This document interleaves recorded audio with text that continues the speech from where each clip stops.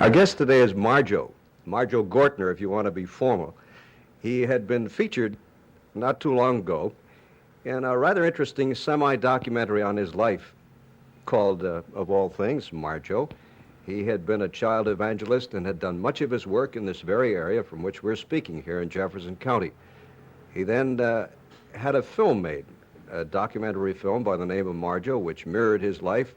And then he made a TV special called The Marcus Nelson Murders, which appeared on CBS, and in connection with which he made his last appearance here in Omelette. Since that time, I guess Marjoe has decided that show business is for him, and judging from the reviews he gets of his performances, I guess you have made the right decision, Marjoe.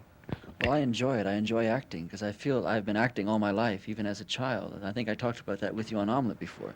And in acting, you get to enact a role and get into a character, and I really enjoy that. It's something I feel I've been doing all my life. Now I'm doing it sort of legitimately, you might say. One wonders whether you're going to get typed as a junkie. You do that so well. Thank you, but I think I broke that already in the last couple of roles, I hope. No, I did. The reason I took, especially the Marcus Nelson role, was it was a complete opposite, being a junkie from what I was as an evangelist, and that gave me a chance to show a spectrum on the acting range that I wanted to do.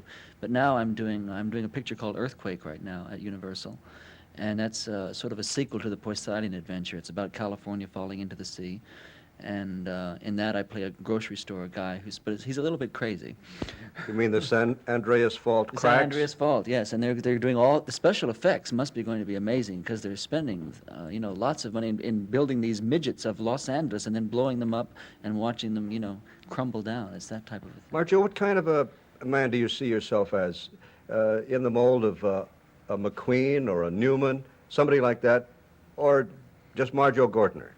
I guess Marjoe Gortner. Sort of. I guess I really think of myself as more of a character actor than that type of thing. I enjoy doing different characters. I don't want to get typed into playing one sort of placid kind of role. I want to, do variable things. In the CBS special you did on the Marcus Nelson murders, you were a junkie, one of nature's unfortunates, because you eventually succumbed to it and you had done terrible things. You've been a murderer, but you were, strangely enough, not unsympathetic. You were not an unlikable character. Well, I did a lot of research with junkies for that show. In fact, I was living in New York at the time, and I went down to Needle Park, which is down 42nd Street, a very rough area of the city. And I spent a lot of time with junkies, talking with them late at night. I saw several films about junkies. And I felt very sympathetic toward them. They are sort of victims of society. And the character that I played, in fact, I read all the manuscripts about his trial and about his inquiry and everything. And he was really a very likable kind of guy who was caught. In fact, he was not really a murderer, even though he did turn out to be a murderer. But by nature, he wasn't a murderer. The chief law enforcement character in that was played by Telly Savalas in the role that he has now made his own as Kojak, a continuing series. This is what often happens. They make a full-length pilot, and then if it gets good response, they turn it into a series. Now, Kojak, and I think primarily due to the talents of Telly Savalas, is long-running, getting good ratings on CBS. Yeah, it's doing very well. If you had been a detective or a good guy in that picture, you might be part of the series today. Any reaction to that? No, I don't. I really wouldn't want to do a police series, I don't think, because I just did a pilot for a series, and I have very mixed feelings about doing series because they do really typecast you and lock you in, even though the money is very good. Now, this spring, you're starting a new series yourself, or you're doing a pilot for it? I don't know if it's going to be a series, and I did a pilot, and it's called The Gun in the Pulpit, and it's about a gunslinger who turns preacher. This is the first preaching role that I've done since giving up my real role as a preacher. And I took it because the character that I play, it's a Western, and that's why I was very excited about seeing some Westerns come back. There are so many police shows on now that it's, nice to have some variety. And this character that I play is a guy who's a gunfighter, but he goes into a town and they're being run by the bad guys, and he takes on the disguise of a preacher to get away from a sheriff's posse. And then all of a sudden he tries to help the people out, and it gets them routed away from the bad guys. And it's a very thing I think good for television. It's sort of on the order of kung fu. Are you a physical fellow? I think so, a little bit, yes. You could do your own stunts? Yes, I did them. I ride. I've ridden all my life. And I did a motorcycle film a while back. I did my own riding in that. There were some drags to the washes in this picture. They used a dummy and a stuntman for that. But other than that, I did my own stunts. I did my own fast draw. That's pretty good. Now, And you're dressed for it. You've got your denims on today. Recently, you appeared here, and we're grateful to people at University of Louisville. The students brought you out, and they took you to chicken dinner before. Yes. You brought your own film of Marjoe here. Are you doing much in the way of campus appearances? Quite a bit lately. I do them sort of between, working roles. In fact, this date that I just did was booked earlier, and we had to change it around because I was shooting this pilot that I was doing. But I enjoyed doing them. When I was down in Lexington, the student body down there were great. I mean, they really treated me well, and they were very interested in the subject matter that I was talking about, and had very open minds, too, and it was very refreshing.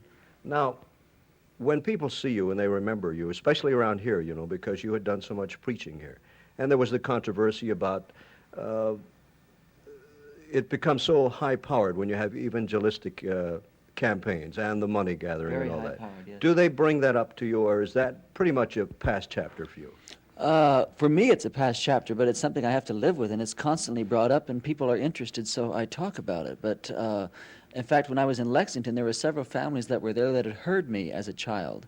And I remember one man stood up and he said, I heard you when you were 4 years old, and I came to hear you several times, and I brought my children to hear you. And I thought, what is this man going to say? And he finished off by saying, and I really like what you're saying now, and I feel finally I'm seeing the honest person. And that made me feel very, very good. Marjoe, did you or do you now feel that you had a special bent, a special following?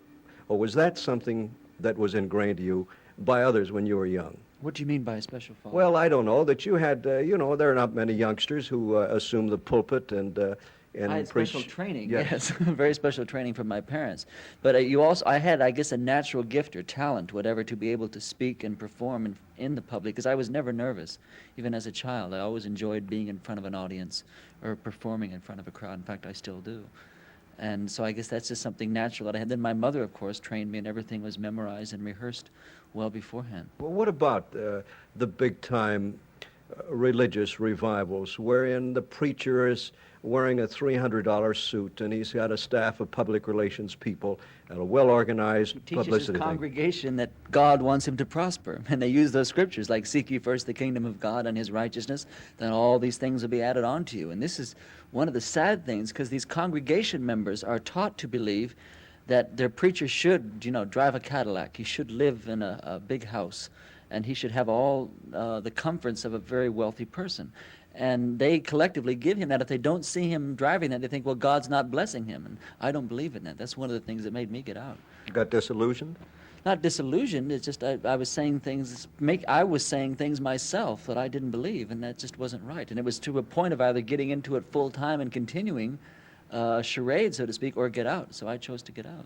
Final question. What about you travel around, you do a lot of campuses, U of K, U of L, and all that, and you talk to a lot of young people. What about the movements into the Eastern movements, the Zen and the following Maharaji and Maharaj and all I was in that? Texas for that Guru show, yes, doing a story for We Magazine. And I know that's off on the question you asked, but he had so many followers of the leftover from sort of the hippie movement and the Jesus movement. And these kids, they don't want to get involved politically or in anything. They just want to follow this guru. And it was very depressing, I thought, to see that, the way they just want to just follow him and completely disinvolve themselves and everything else. The Eastern philosophy, though, I lean a little bit more toward, because it sort of lets each person do what they want to do individually and doesn't try to put everything into a mass or a group. Very good, Marjoe. Thank you very much. Sure. Good luck to you and your pilot. Thank you. Our guest today has been Marjoe Gortner, making another appearance on Omelette. We'll be back with more of the program in just a minute.